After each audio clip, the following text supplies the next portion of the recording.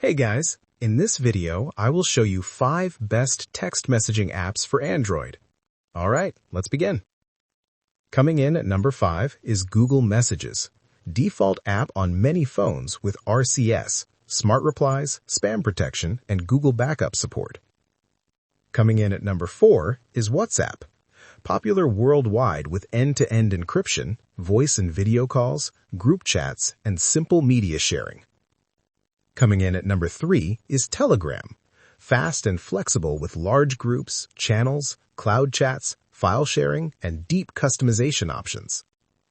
Coming in at number 2 is Signal, focused on privacy with strong encryption, secure calls, minimal data collection, and a clean interface. Coming in at number 1 is Textra SMS, ideal for classic texting with speed, themes, scheduling, and full notification control. So that's basically the 5 best text messaging apps for Android. And that's it for this video. If you found this helpful, consider subscribing and giving this a big thumbs up. Thanks.